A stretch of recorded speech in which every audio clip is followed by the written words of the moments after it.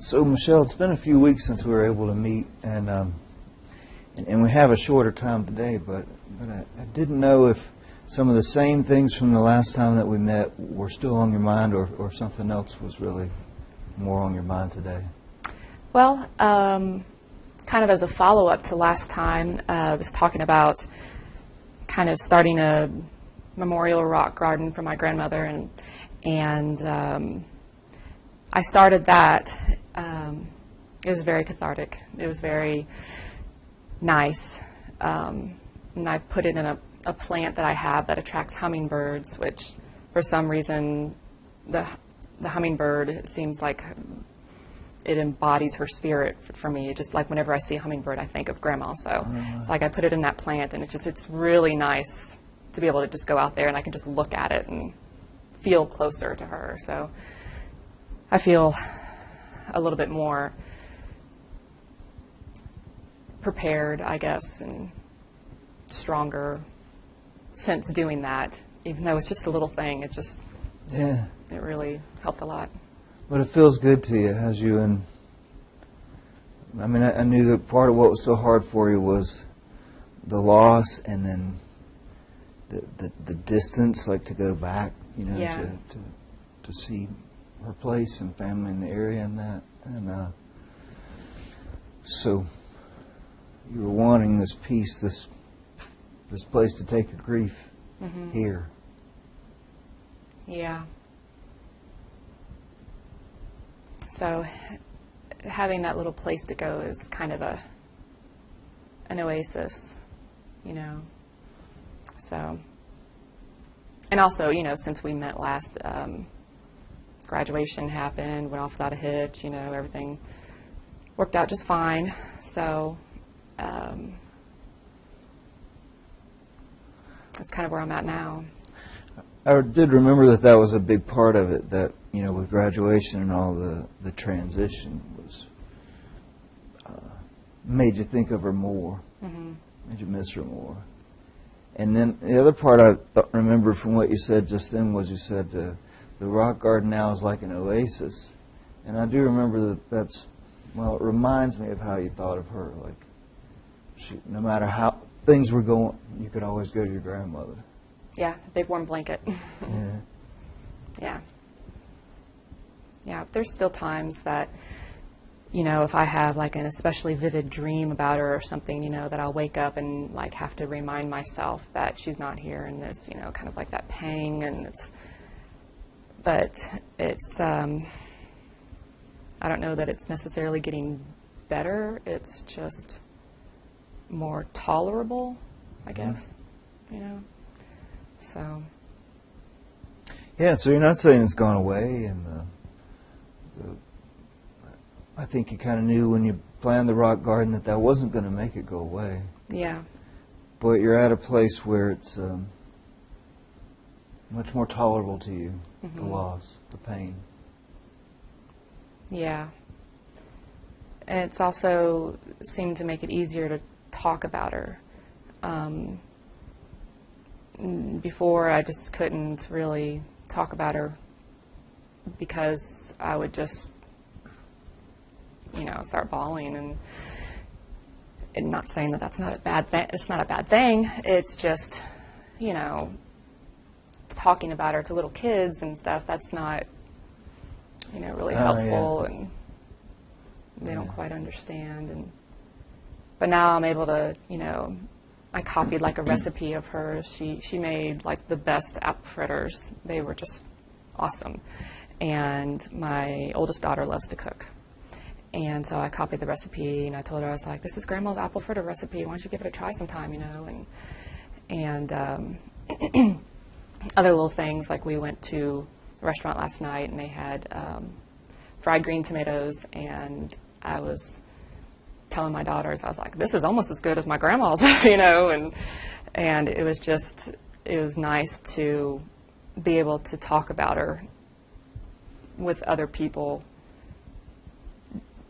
instead of, talking about her, remembering good memories, as opposed to talking about how much I missed her, and, just always in that.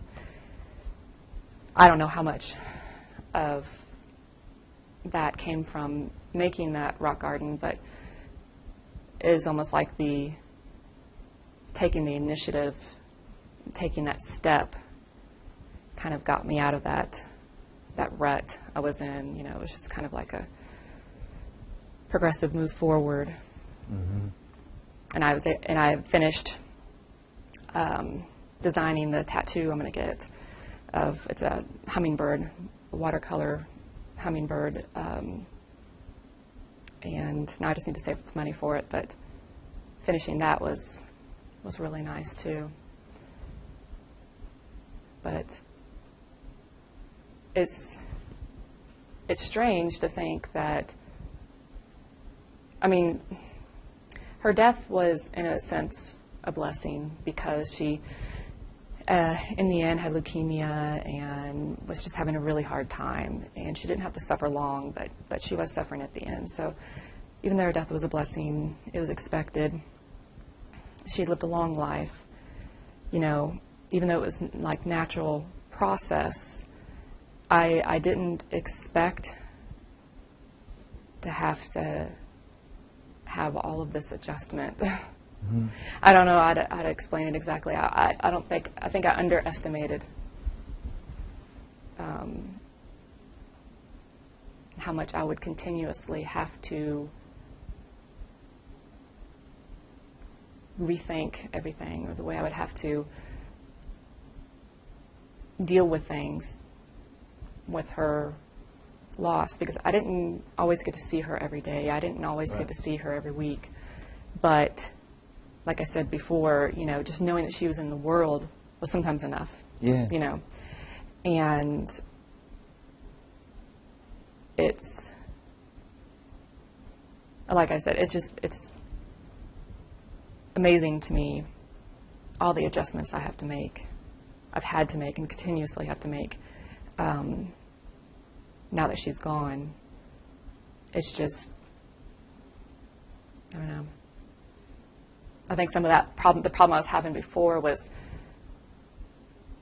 I just didn't expect to have to do all of that.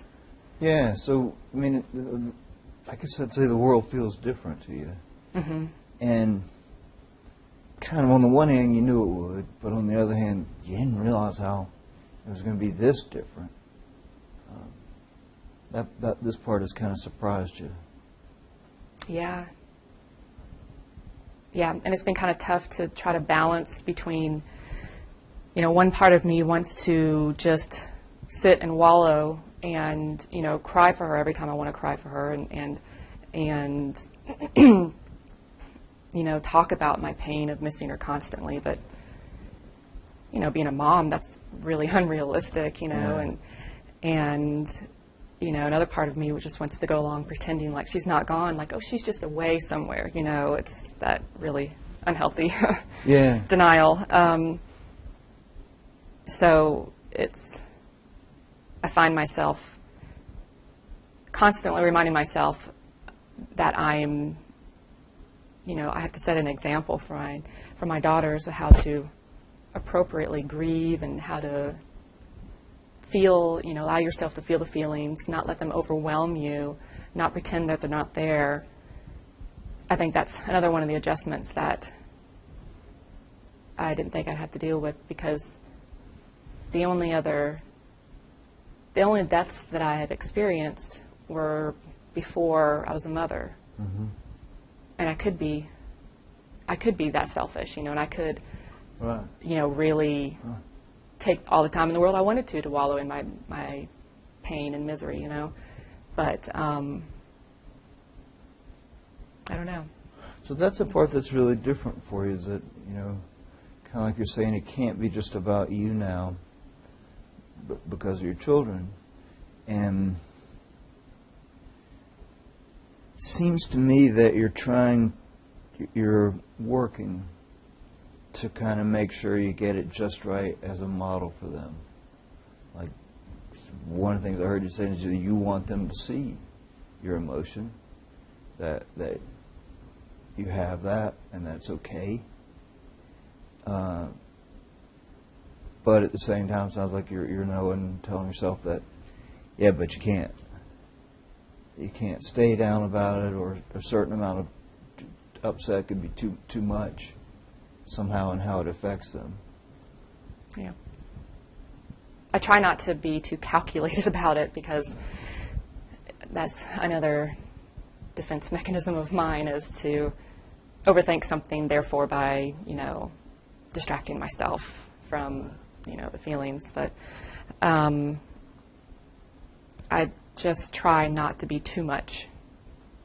Not too much on the emotions, not too much on the denial, just kind of on a continuum between the two. So,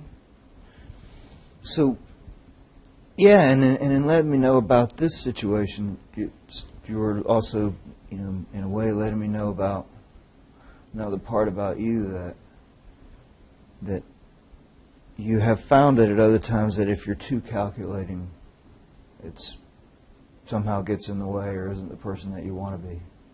Yeah, paralysis by analysis. I'm really good at that. So I guess what you mean is you can get to thinking too much, and then it makes you unable to act. Mm-hmm. Yeah.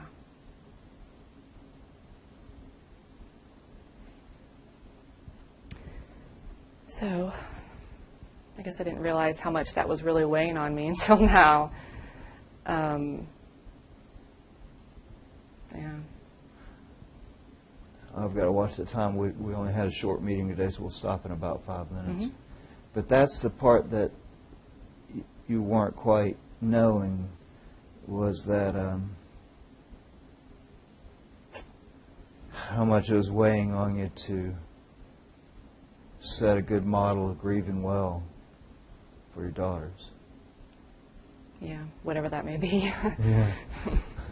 Yeah. There's that part too of like, well, what is it? And also kind of you're telling yourself, don't be so calculating about Mm-hmm. it. Probably adding to my stress or whatever by trying to be too perfect, or not perfect, but just trying to be just right. I don't know. Mm-hmm. Yeah, so I guess takeaway message is give myself a break. Mm. So it's kind of like you're pretty aware of your thoughts, like, when your thoughts get going, and it's like, don't do this, don't do that, do it just right. And then the other thought you have is, hey, give yourself a break. Yeah.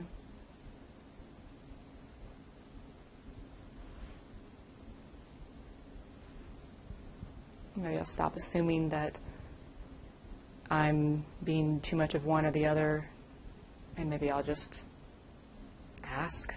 Just ask my oldest daughter, what do you think about this? What do you think about the situation, So you're thinking that might be,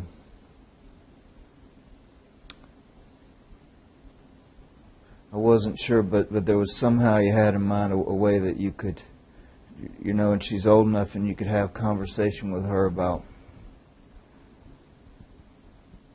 maybe how she's thinking or feeling about the situation, y'all's laws. Yeah.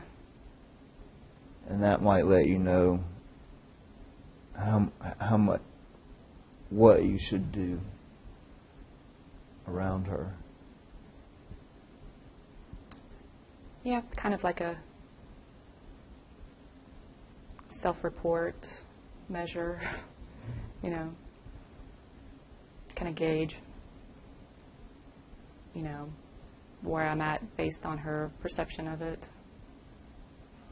On her perception of you? On her perception of, a lot of it's going to be based on her perception of me and how I'm dealing with the loss. Because this is the first time she's seen me, grieve so heavily. So, it'll also be interesting to see her point of view on it, Sounds like you're not knowing or not assuming what she'll say. You're just interested to know. Mm-hmm. Yeah. I think that'll be more helpful than assuming and trying to figure out where she is on it. Yeah. And getting out of my head. So. Might help you get out of your head to just ask instead of trying to guess. Yeah.